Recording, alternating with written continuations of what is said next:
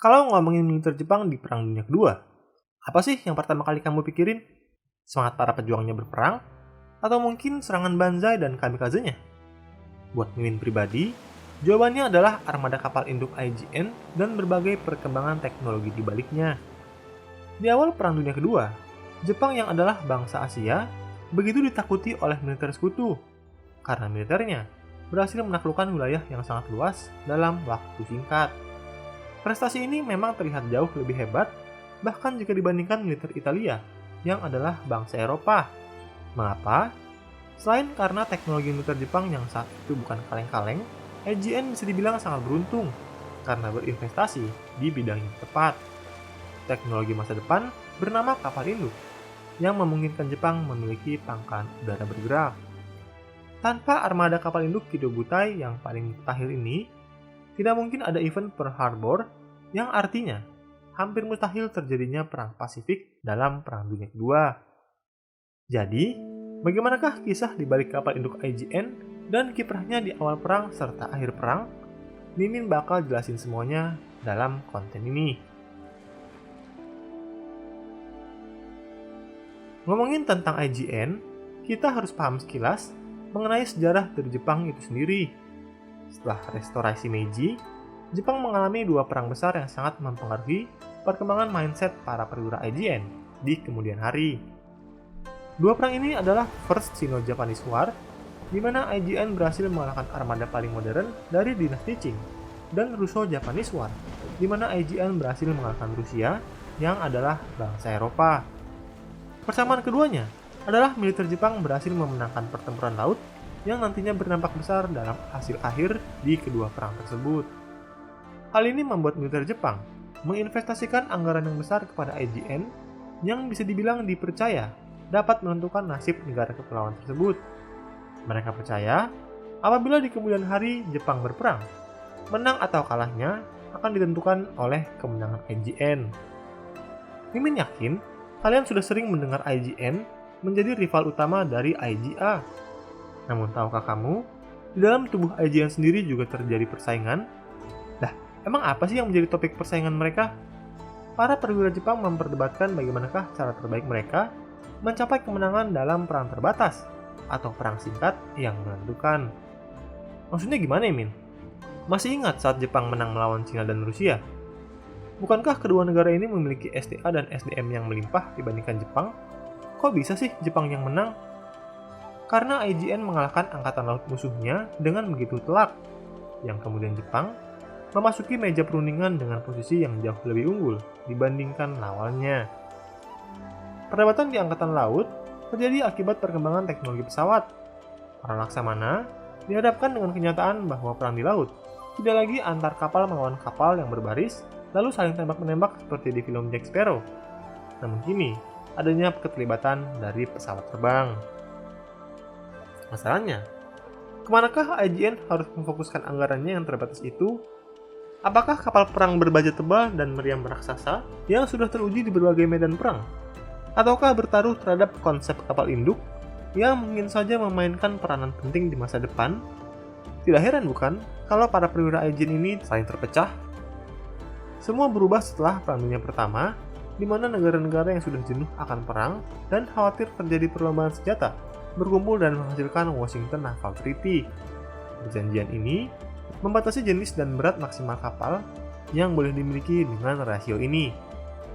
Inggris dan Amerika Serikat memperoleh rasio terbesar, yang disusul Jepang dan kemudian Prancis dan Italia. Putusan ini menghasilkan kontroversi. Para pemimpin dan perwira militer di negara Jepang menyikapinya dengan dua pandangan. Ada yang setuju karena keputusan ini sudah mendekati doktrin IJN yang mengharuskannya memiliki 70% kapasitas, dan ada yang menyatakan bahwa hal ini tidak lebih dari penghinaan yang menginjak-injak bangsa Asia.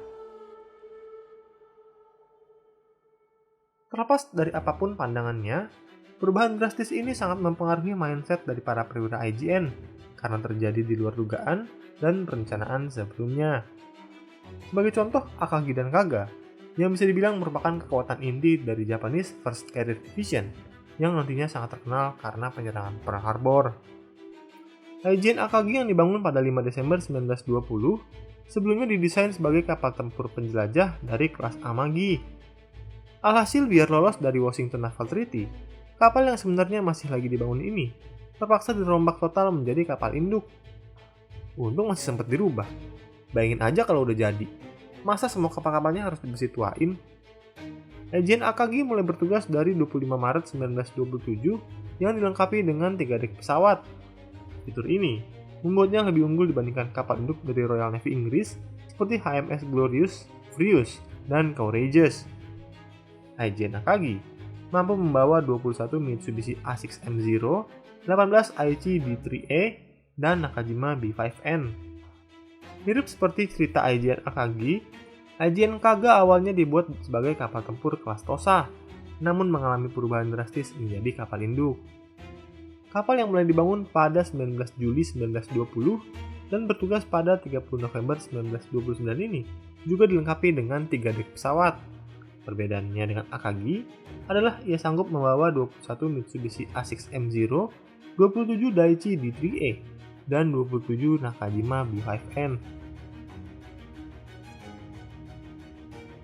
Selain Aegean Akagi dan Aegean Kaga, dalam Japanese First Carrier Division, IJN juga memiliki armada lainnya yang dikenal sebagai Japanese Second Carrier Division, yang kekuatan intinya adalah IJN Soryu dan IJN Hiryu. Memangnya apa sih perbedaan mendasar dua kapal tersebut dengan kapal induk sebelumnya? Apakah karena lebih baru, jadi kapal-kapal ini akan lebih modern dan tangguh? Namun perbedaan mendasar kedua jenis kapal ini, baik IJN Soryu dan IJN Hiryu, merupakan kapal induk yang sedari awal didesain sebagai sebuah kapal induk, dengan mengambil pengalaman berharga dari pembangunan kapal induk ringan sebelumnya, yaitu IJN Ryujo. Didesain sedari awal sebagai kapal induk, tentu membuat kedua kapal induk ini jauh berbeda dengan kapal tempur yang gara-gara kebijakan internasional harus dikonversi menjadi kapal induk. Hanya saja, dua kapal induk ini masih mengikuti syarat-syarat dari Washington Naval Treaty yang membuatnya memiliki berbagai kompromi. IJN Soryu dibangun lebih awal, yang kemudian disusul dengan IJN Hiryu. Masalahnya, karena dibangun lebih belakangan, IJN Hiryu mengalami modifikasi dari pihak IJN seperti ukurannya yang diperbesar dan baja pelindungnya yang diperkuat. IJN Soryu dibangun pada 20 November 1934 dan mulai bertugas pada 29 Desember 1937. Kapal ini mampu mengangkut 21 Mitsubishi A6M0, 18 Daichi D3A, dan 18 Nakajima B5N. Sedangkan saudaranya Hiryu dibangun pada 8 Juli 1936 dan mulai bertugas pada 5 Juli 1939. Lalu Hiryu juga memiliki kapasitas yang sama dalam mengangkut pesawat, seperti saudaranya Soryu. Selain Soryu dan Hiryu, mungkin kalian pernah mendengar IJN Shokaku dan Zuikaku, yang bisa dibilang sebagai kapal induk terbaik IJN menjelang Pearl Harbor. Dua kapal induk ini dibangun bersama IJN Yamato, di mana Washington Naval Treaty sudah tidak lagi dijalankan. Karena tidak ada kompromi, IJN bebas menerapkan apapun yang mereka pikir penting dalam kedua kapal induk ini, seperti ukurannya yang besar, kecepatan yang cepat, perlindungan yang memadai, hingga kapasitas pesawat. Tidak mengherankan jika dalam Pearl Harbor, IJN Shokaku dan Zuikaku membawa 18 Mitsubishi A6M0, 27 Daichi D3A, dan 27 Nakajima B5N. Lapisan pelindung yang memadai juga membuat keduanya berhasil lolos dari kerusakan yang hebat dari pertempuran Korasi dan Santa Cruz. Perlu dicatat bahwa varian pesawat dalam kapal induk ini tidak langsung memakai yang paling bagus, melainkan variasinya juga mengalami perubahan dari masa ke masa hingga lebih modern. Sebagai contoh, IJN pernah memakai Nakajima A1N, Mitsubishi A5M, hingga di Pearl Harbor mereka menggunakan pesawat yang paling modern seperti Mitsubishi A6M0. Mungkin sebagian dari kita akan menyadari jika setiap jenis kapal induk Jepang selalu memiliki 3 jenis pesawat. Misalnya di penyerangan Pearl Harbor, ada Mitsubishi A6M0, Daichi D3A, dan Nakajima B5N. Apakah alasannya? Faktanya perbedaan jenis pesawat ini bukan untuk gaya-gayaan. Nah, kalau menurutmu, apakah perbedaan utamanya? Yap, fungsi dan persenjataan yang berbeda. Ketiganya memiliki tugas yang sangat berbeda. Contohnya, A6M0 adalah jenis fighter, Daichi D3A adalah dive bomber, sedangkan Nakajima B5N adalah torpedo bomber. Jenis fighter biasanya bertugas melindungi kapal induk dari serangan pesawat lawan. Dive bomber biasanya membawa bom berukuran berat guna menyerang kapal atau target di darat dengan cara menukik menuju sasaran. Sedangkan torpedo bomber biasanya membawa torpedo untuk menyerang lambung kapal lawan. Yang paling unik dari IJN adalah para pilotnya yang bisa dibilang sebagai pilot pesawat kapal induk terbaik di dunia. IJN bisa dibilang tidak main-main mengenai kualitas pilotnya. Bahkan tidak jarang, pengamat militer dan sejarawan menyatakan bahwa kekalahan Jepang salah satunya disebabkan karena terlalu selektif dan kakunya sistem IJN saat memilih pilot-pilotnya, bagaikan Desa Konoha yang memilih pasukan Anbu. Dalam Perang Tiongkok kedua, saat Jepang berada di dekat Nanking, kapal induk Akagi dan Kaga turut diterjunkan. Berbagai pesawat pembomnya berhasil membuat dua kapal utama KMT, Ninghai dan Pinghai, tenggelam ke dalam Sungai Yangtze. Dalam invasi Shanghai 1938, pesawat fighter Jepang yang ikut berpartisipasi ternyata mendapatkan lawanan cukup sepadan dari Angkatan Udara KMT. Walau begitu, perbedaan kekuatan militer KMT dan Jepang sangat terlihat jelas. Untuk memperlancar gerak laju pasukan IJE dalam Perang Tiongkok, berbagai jenis pesawat IJN diterjunkan, baik pesawat pembom yang berbasis di pangkalan udara daratan dan pesawat lainnya yang berasal dari kapal-kapal induk. Apakah pengaruh perang ini untuk IJN, mengingat perang mayoritas dilakukan di darat? Pengaruh terbesarnya adalah bagaimana IJN menggunakan kapal induk. Alhasil, kapal induk lebih sering berlayar bersama untuk memaksimalkan serangannya, sekalipun hal ini artinya kapal induk IJN lebih rentan diserang, keputusan yang berakibat fatal di pertempuran Midway. Kalau dilihat dari sudut pandang Jepang, Perang Tiongkok kedua sebenarnya adalah perang yang seharusnya tidak pernah terjadi. Mengapa? Karena sebenarnya pemerintah KMT sedang sibuk perang saudara di Tiongkok. Hal ini malah membuat perang berlangsung berlarut-larut yang sangat dihindari para petinggi Jepang. Tadinya mau untung sedikit, malah rugi banyak. Alhasil sumber daya alam dan minyaknya terus menipis. Jepang juga khawatir, baik Amerika Serikat dan negara sekutu akan mengintervensi atau mengganggu dominasinya di benua Asia. Jepang sadar untuk memuluskan usahanya menguasai sumber daya alam di Asia Tenggara, mereka harus menguasai Filipina terlebih dahulu, yang artinya berperang melawan Amerika Serikat, melawan kemampuan militer dan industri adidayanya. Hal ini jelas keputusan yang sangat sulit. Investasi Jepang di Perang Tiongkok sudah terlalu besar. Hal ini membuatnya tidak mungkin mundur. Di sisi lain, Amerika Serikat terus saja mendesak Jepang untuk mundur dengan ancaman embargo. Laksamana Yamamoto yang sangat menentang perang ini terpaksa memikirkan cara agar IJN bisa melumpuhkan USN di Pasifik. Jepang ingin menghancurkan Amerika Serikat di Pasifik, lalu memaksanya berunding dengan cara perdamaian yang menguntungkan Jepang. Perhatikan, mindset Jepang yang ngawur soal Amerika Serikat sangat dipenuhi oleh kemenangan Jepang di perang sebelumnya saat bisa mengalahkan Rusia di Russo-Japanese War. Perang terbatas memungkinkan Jepang menang melawan negara adidaya. Hal ini harus dicapai dengan menenggelamkan sebanyak mungkin kapal tempur utama Amerika Serikat di Pearl Harbor, khususnya kapal induk. Hal ini juga diharapkan bisa membungkam Amerika Serikat setidaknya 6 bulan ke depan, hingga Jepang mengamankan Asia Tenggara. Setelah itu, kasarnya yang nggak ada lagi, karena di pikiran Jepang dan konsep perang terbatas, Amerika Serikat seharusnya sudah menyerah. Hal ini bisa dibilang sebagai kesalahan berpikir yang terulang setelah sebelumnya terjadi dalam Perang Tiongkok kedua. Ada fakta menarik di balik rencana serangan Pearl Harbor yang sedari awal sangat kontroversial. Banyak yang melihat rencana ini sebagai mustahil dilaksanakan, dan tidak sedikit juga yang meragukan IJN memiliki kemampuan untuk menjalankannya. Tidak heran jika rencana ini sebenarnya hampir batal. Lah, tapi kok tetap dijalankan? Singkatnya karena Laksamana Yamamoto mengancam bakal resign dari militer kalau rencana serangan Pearl Harbor tidak dijalankan. Bisa dibayangkan tuh, perwira setinggi dan sepenting Yamamoto resign dari militer Jepang. Bisa geger tuh seluruh jajaran perwira militer. Makanya nggak heran, rencana serangan Pearl Harbor yang didasarkan teori pertempuran menentukan tetap dijalankan Jepang untuk ironisnya menyerang Amerika Serikat. Di Pearl Harbor, IJN mengerahkan 6 kapal induk yang terbagi atas gelombang pertama, di mana 183 pesawat dari Akagi, Kaga, Soryu, Hiryu dan Shokaku menyerang pelabuhan, sedangkan Zuikaku menyerang lapangan terbang.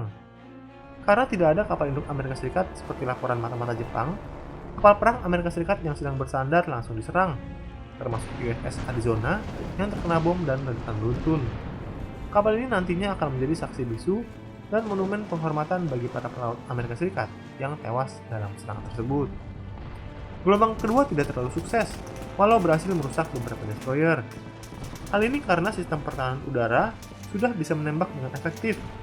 Beruntung bagi Amerika Serikat, gelombang ketiga yang ditargetkan untuk menyerang berbagai fasilitas Pearl Harbor juga batal dilaksanakan. AGN hanya kehilangan 30 pesawat, sedangkan Amerika Serikat lebih dari 160 pesawat dan 2.335 jiwa di Pearl Harbor, yang kemudian dikenal dengan The Day of Infamy. Setelah Pearl Harbor, militer Jepang mulai menyerang wilayah sekutu di Asia Tenggara, yang berakhir pada 9 Maret 1942 dengan jatuhnya Filipina, bergabungnya Thailand dalam blok poros, hilangnya Singapura, Malaysia dan Brunei, terebutnya Timor-Timor dari Portugis, dan terusirnya Belanda dari Hindia Belanda. Setelah pertempuran Koralsi yang akhirnya nggak menentu, tapi secara strategis dimenangkan oleh sekutu, AGN kembali berusaha membuat rivalnya kalah sebelum menjadi terlalu kuat. Target AGN kali ini adalah menghancurkan 4 kapal induk Amerika Serikat di Pasifik yang antara lain adalah USS Saratoga, Yorktown, Enterprise, dan Hornet. AGN juga ingin menduduki Kepulauan Midway. Rencana yang begitu berani ini kembali mendapat pertentangan yang lebih serius di kalangan perwira AGN. Melihat perdebatan yang begitu sengit, Laksamana Yamamoto terpaksa mengeluarkan jurus andalannya, yaitu ngancam resign kalau rencananya nggak dipakai. 4 Juni 1942, AGN Akagi, Kaga, Hiryu, dan Soryu berada di bawah komando Nagumo dengan 248 pesawat dari 4 kapal induk, termasuk 12 pesawat intai telah bersiap di dekat Midway. AGN Shokaku dan Zuikaku, 2 kapal induk AGN yang paling modern, tidak ikut karena rusak parah. Karena begitu signifikannya pertempuran ini, Laksamana Yamamoto sampai menaiki AGN Yamato buat memantau tepat di belakang 4 kapal induk tersebut. Di dalam pertempuran ini akan Mimin bahas secara terpisah karena isinya sangat kompleks. Namun yang jelas, pertempuran Midway mengakhiri mimpi Yamamoto dalam mengulang kemenangan besar di Pearl Harbor.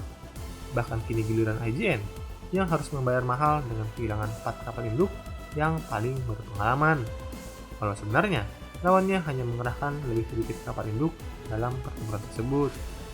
Di sisi lain, kerugian Amerika Serikat lebih sedikit, yaitu 1 kapal induk, 1 destroyer, kurang lebih 150 pesawat tempur beserta pilotnya. Kehilangan ini jauh lebih kecil dibandingkan AGN yang harus merelakan 4 kapal induk dan 1 kapal penjelajah berat, ditambah 250 pesawat dan lebih dari 3.057 jiwa. Para pilot Amerika Serikat juga lebih mudah digantikan. Mereka juga datang dengan pesawat baru yang lebih unggul dibandingkan yang dimiliki AGN. Jika kamu adalah Laksamana Yamamoto, apakah yang akan kamu lakukan jika kamu menghadapi masalah yang sama? Apakah pelajaran berharga yang bisa kamu dapat dari kisah sejarah Kido Butai ini? Coba berikan pendapatmu di kolom komentar.